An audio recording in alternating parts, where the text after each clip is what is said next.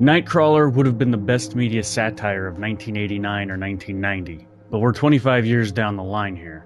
Maybe it would have been better set back then, a period piece from the adolescent phase of America's tabloid TV maturation, the age of OJ and the Menendez brothers, an inside edition and a current affair. I would wholly endorse a Wolf of Wall Street type romp through that now charmingly quaint hellscape. But Nightcrawler is set in the here and now and seems eager to show us the horrors of things we, frankly, already really know about. A single episode of House of Cards serves up a more cynical dishing than this film. Hell, a Wikipedia article on Joseph Pulitzer or Randolph Hearst would give you a worse case of the creeps. I don't mean to bash unnecessarily, it's a good film. Well made, beautiful, minimalist photography of that alien landscape called the Southland. Jake Gyllenhaal is great, creepy as fuck, and the film's anchor. As a character study, I suppose the movie works best, showing us a dude without compass or bearing, scraping away in a landscape of shabby opportunism. He's pure hunger attached to a glowing pair of eyeballs, wandering this way and that in search of food. When he speaks, it's with the rote measure of a thing which has learned human language from motivational speeches, but we hear no heartbeat under the words, only the hunger. Gyllenhaal's character is Lou Bloom, a thief who shoulders his way into a gig as a stringer, racing around LA collecting video of the night's carnage to sell to local news. He approaches a professional stringer, is rebuffed, becomes the competition, and is eventually courted by his superior. In the never-ending quest for better footage, we, of course, are unsurprised to find Bloom bending, breaking, and rewriting the rules to suit his needs. He delivers his goods every night to a local TV station that fillets, lightly sautés, and serves up the carnage for their viewers' breakfast. All of this is pretty good material. As a native son of Southern California, I know this background well. The car chases, the local TV stations, the anchor persons like a ticking metronome of veiled exploitation. They all have plastic hair and plastic faces and seem immoderately tranquil as they shovel this garbage in your face. But the script just doesn't go anywhere. Bloom starts crazy, gets crazier, and orchestrates an ending we sort of expected one way or another. The script doesn't have an interesting idea about where to go with its material. It doesn't surprise. Bloom is of a heritage stretching back through Wayne Gale from Natural Born Killers, Faye Dunaway's vicious exec in 1976's Network, and all the way back to Ace in the Hole from 1951. Now this is a Billy Wilder classic with more teeth and venom than you can shake a stick at. And still, somehow, it seems more modern than Nightcrawler. Didn't the filmmakers see these other films? Didn't they track down their own heritage before embarking on this film? Why not make the movie just about stringers in general? Follow them around. Forget the manipulative drama. Or why don't we see more people watching the carnage Bloom collects? And what the hell does that sidekick have to do with anything anyway? So, gentlemen, that's my short and sweet opinion on Nightcrawler. It's interesting because it seems like there's a lot that you enjoyed about this movie. I like the surface of it is very nice. It's like a really nice, good, yeah. It's like a nice little world. I like the diners, and I like that LA just looks like an alien colony. Just it's just concrete and telephone poles. Right. You're like, saying what's it? I'm sorry, but I'm just trying to get to the gist of this because I like this movie. But what you're saying is interesting because I think what you're saying is less plot would have been more interesting and just more of a study on what these people are doing. I just think we already know about this world. We know news people shovel garbage in our faces. Like, it's an interesting little world to hang out inside of in this movie, but nothing happens in the movie. He just manipulates the news and that's it. The movie's over, Right. So there's nothing, driving around with this guy in the middle of the night around LA looks nice. It reminds me of Drive with Ryan Gosling, like that nice minimalist landscape and color. Right. It has a Refn feel. It also has a Fincher feel to it too. Yeah. And it's interesting that you brought up House of Cards because House of Cards has a huge Fincher feel, obviously, because he works on the show. Yeah. I mean, we're going to get into other media movies and stuff like that, but as far as this one goes, I just feel like it doesn't have any teeth. Like, are you are you really, do you expect me to be surprised when this character does any of the things he does? I know that character. I've seen that character 100 times before, you know?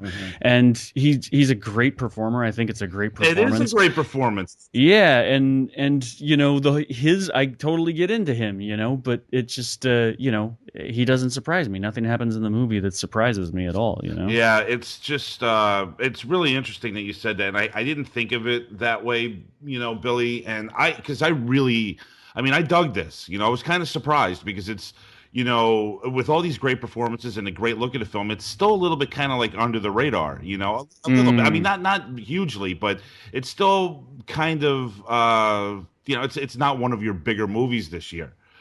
Yeah, it did very well in like I saw it in the theaters when it actually came out. It Wow. was one of the only good movies in the theaters, you know.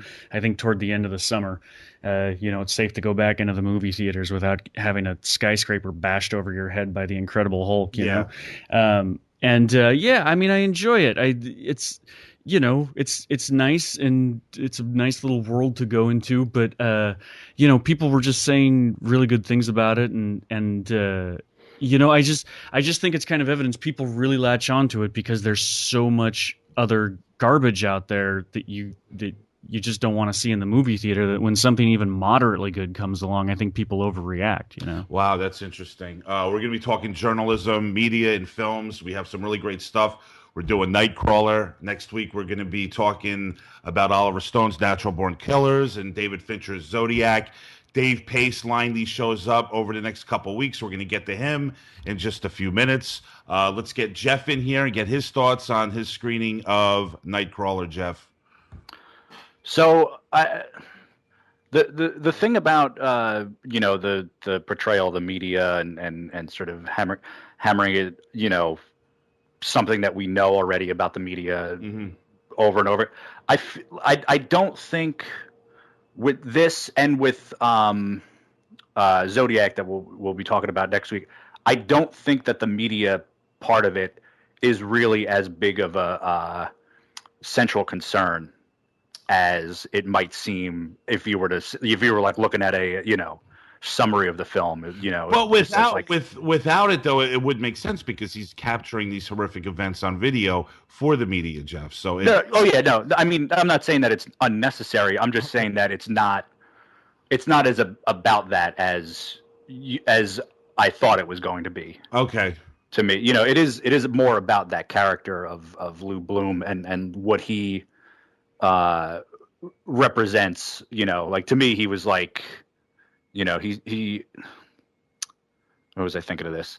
He was like Scarlett Johansson in Under the Skin, where he was like, as Billy was saying, like kind of like learning what human beings actually do, like how to behave like a human being.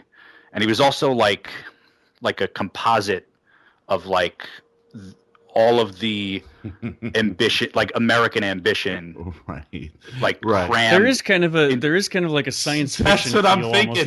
Like he's a robot that's been sent here to study us, and he's slowly becoming self-aware. You know, right. Only he's studying all the wrong things. You know, he's learning with each you know, crime scene that he gets to. Yeah. And Wikipedia. And Wikipedia. You know, Wikipedia helps him too. And you know, he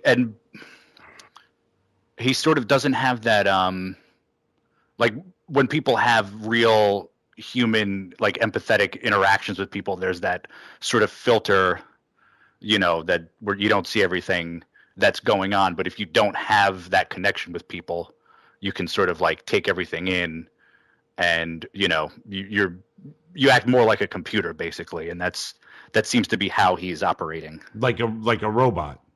Yeah.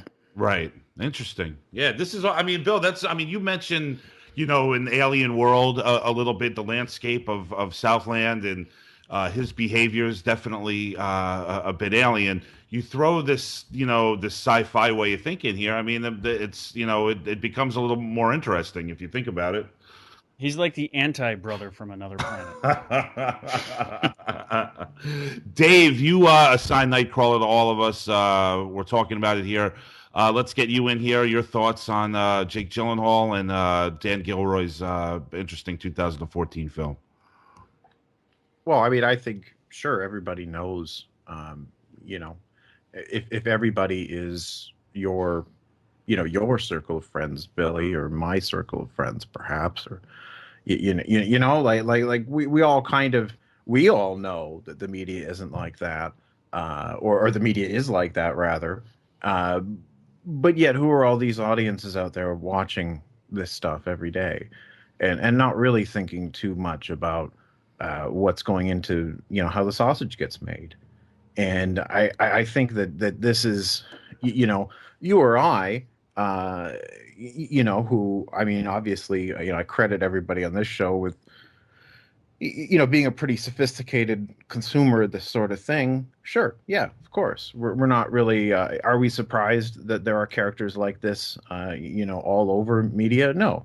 Are we surprised to learn that, you get these little bottom-feeding shitheads like this running around all over the place? No, of course it's not surprising to us, but I don't really think that I don't really think we're the people that this movie is necessarily for or out to satisfy. I mean, it's satisfying in the sense that it's preaching to the choir, I guess, but the people who really need to see this movie are the people who don't know that. Yeah, well, that's a really interesting point, Billy. I think what he's saying is that if guys like you and Dave and Jeff and me and all other people that we know and associate with who are aware, this movie is somewhat simplistic in what it's saying. It's things that we're already we've already thought of, but there are people who are unaware who might see something like this, and it might change their way of thinking about the media. Sure, yeah. I mean, it's always important. Yeah, I mean, yeah, that's so. I mean, in its way, it's like movies and books and music and everything. It's retelling the same stories over and over again for a new age, and I'm totally behind that. Like I think it's important. I mean, at the very least, that's why myths survive as long as they do. They keep coming back for more because they're still relevant. You know, so I mean, it's for me the heritage of that tradition is awesome, and so it's good. And it's good to revisit. I always, especially as I just think like in this day and age, there's even more going on about the narcissism of human beings who are obsessed with this carnage on TV and everything. And it's like, when this movie, unfortunately, I watched right after watching Natural Born Killers, which is like a rabid lion tearing loose through your living room, and so maybe just by comparison it doesn't seem to have as much bite as that other one, right? But how you watch these movies sometimes. It's true, but the I guess I just hoped for, and when I watch it, I'm always like hoping for more. I want something more. I want that character to sink his teeth into some heinous slice of life that just goes beyond what the movie does. And I it's not fair, I don't know what I want it to do, but I just want more from it. I hear you. And this to you falls short of that. There's there's something you wanted to take a bite of here, and it wasn't tasty. Yeah. I mean, other than Gyllenhaal's character, I just love watching that guy walk around like the alien robot. Like, to me, that is the best part of the movie. Yeah. It's just like... I kind of think that is the movie. I think you're right. I think that's what he wanted it to be about. I really kind of think that this is about one very particular type of person. And it's the type of person that is composed of very little more than, sloganeering and self-help books and, that sort of corporate training nonsense, right? Yeah. And but he wears this with such confidence, though, which makes. Have you walked the halls of a major corporation in recent years? Because there's tons of guys like him, exactly like him, walking them halls with all kinds of confidence. Yeah, right. So I mean, there's something interesting in him just being who he is and seeing that person sort of laid bare on the screen, because what an awful creature this is, and yet we're surrounded by these creatures every day. Well, it's even more. I mean, I like your take on that, and I definitely felt that was, that part of it was probably the best part of the movie and could have been exaggerated even more. But he's this nobody from nowhere. He's stealing scrap metal at the beginning of the movie, and he's The not hustler, learning. right? He's a straight up hustler. Yeah, exactly. He's an empty vessel. He's in production they had Gyllenhaal, like the director in Gyllenhaal were talking a lot about the character as a coyote. Right. He's this coyote that's, sort of scampering around the fringes of society, darting left and right, wondering if he can come in for a scrap here and there, And the great thing about what you're saying, Dave, is that of everything he takes away from human society, it's this psychotic corporate culture.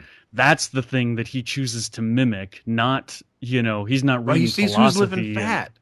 He sees who's living fat on the land. Right. Exactly. He looks right into it and says, "Yep, I know. Yeah. I'm going to learn the language of the people who are living fat on the land right now." It's great strategy. Go ahead. And that's what the sidekick is looking at, because he's like, Lou Bloom has this like that poor bastard. The sidekick. That guy's role, like he's been nominated. He's been nominated for awards for that role, that dude, and we're just calling him the sidekick. Well, I'm like, I don't know, man. Movie plot machinations bother the shit out of me sometimes. I'm like, as soon as I saw that character walk on screen, I'm like, that fucker's dead. Like, right. He just they like telegraph it in advance. Like, this guy, whatever's going to happen to this guy in this movie is not going to be. And good. That this does, poor sidekick is in for it, And that does get annoying, Billy, to know because we've talked about this many times on the show where it's just frigging annoying to know where something's going. It's just just really becomes just god awful to sit through some. I'm at the point in my life where I don't even want to waste my time sometimes. With films that I just know where the fuck they're going. It becomes very frustrating. Yeah. I do think Dave and Jeff, I really like your perspective on the characters being like the whole point of the movie is this dude who is learning the worst traits of our culture, and it's like it's approaching the idea of media from a different angle, which is that's sort of the people we admire. Like, that's what we're training ourselves to become by watching all this stuff and being obsessed with it. Like, we're sort of training ourselves to be that guy too. Yeah. So it addresses the idea of like a mutual relationship between audience and producer of spectacle, and we're all in it together. Yeah, and it's also it might not even be intentional, but satirizing the impulse for people to like be the first person to deliver news. Like, if someone dies, you're like racing to be the first person on the message board to be like, oh, can you believe that this person's dead? What did we just have? We just had something this past week. And while it was happening, there was a shooting somewhere. Where was this? I can't remember. The world's fucked. Everything's fucked. Every day a train explodes, a building collapses, and 12 people get shot in a cafeteria. But this person, the news found out about it because a person was tweeting from inside the thing while it was happening. And I was like, my God, man. Like, the cops don't even know about this. Like, someone's like going through this. They're not even standing around helping people or anything. They immediately go to their phone and start tweeting about it. Is there this is kind of a joke question, but also a little bit of a serious question. Is there an @911 Twitter handle that goes to 911? That's a very good question. I don't have an answer to that.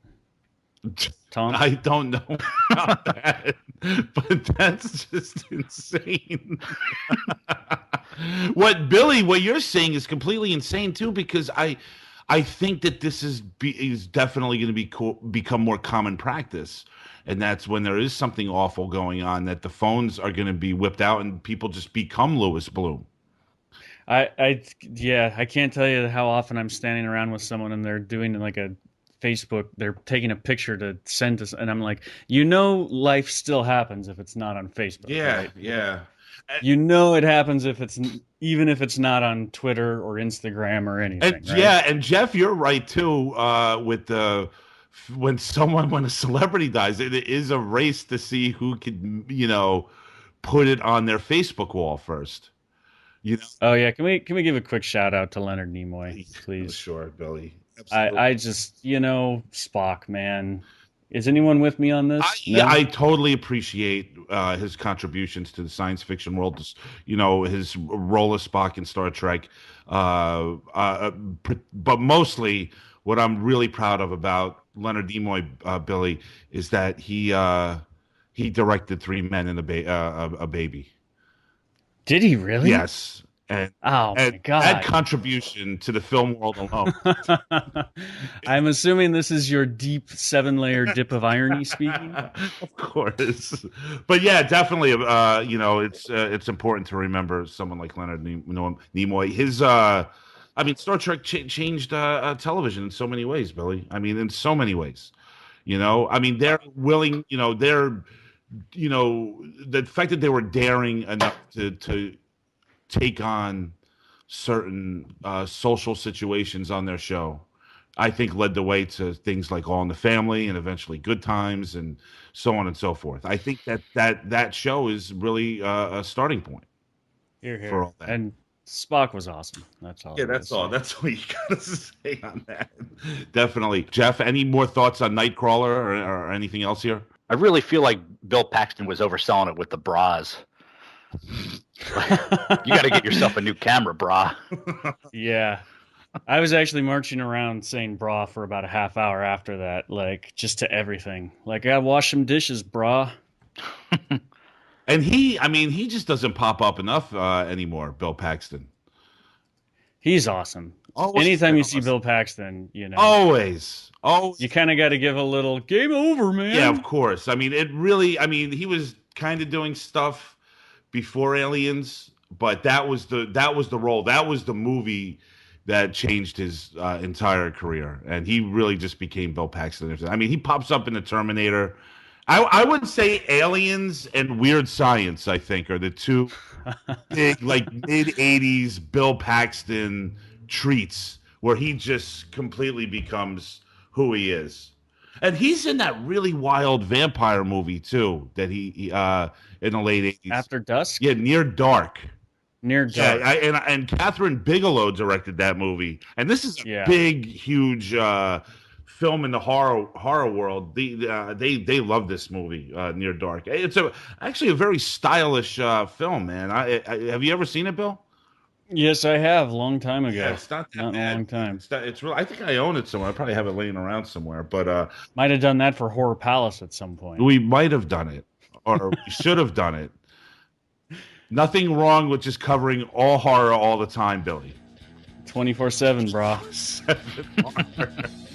All right, guys. I think we're going to wrap things up this week with Nightcrawler. We're going to be back next week, of course, with Natural Born Killers and Zodiac. The Cutting Room Movie Podcast is brought to you by Christiana Productions and New Media Limited. The show is edited and co-produced by Joseph Schreck and produced by Thomas Detloff and Joe Christiana. We'd also like to thank our associate producer, Jeremy Garcia of Dartboard Cinema. You can like us on Facebook at the Cutting Room Movie Podcast and follow us on Twitter at Cutting Room Podcast at TCRMP1. And you can follow me on Twitter, Thomas Detloff, at TCRM Podcast. You can also check out Joe's film work at ChristianaProductions.com. Max and Adam's Bowler Hat Productions and their Mimosa Podcast show at MaxCookandTheCounselor.com. And Max's blog at MaxCookUncorked.com. Music from The Cutting Room is done by the Zillatones. Check them out at www.thezillatones.com or search for the Zillatones at ReverbNation.com. As I said before, we'll be back next week. Natural Born Killers, Zodiac, more media. Until then, we are over and we are out. Ciao.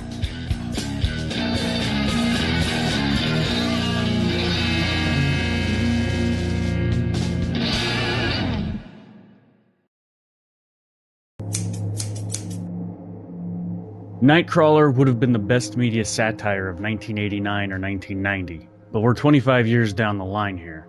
Maybe it would have been better set back then, a period piece from the adolescent phase of America's tabloid TV maturation, the age of O.J. and the Menendez brothers, an Inside Edition and A Current Affair. I would wholly endorse a Wolf of Wall Street type romp through that now charmingly quaint hellscape. But Nightcrawler is set in the here and now and seems eager to show us the horrors of things we, frankly, already really know about. A single episode of House of Cards serves up a more cynical dishing than this film. Hell, a Wikipedia, I know this background well. The car chases, the local TV stations, the anchor persons like a ticking metronome of veiled exploitation. They all have plastic hair and plastic faces and seem immoderately tranquil as they shovel this garbage in your face. But the script just doesn't go anywhere. Bloom starts crazy, gets crazier, and orchestrates an ending we sort of expected one way or another. The script doesn't have an interesting idea about where to go with its material.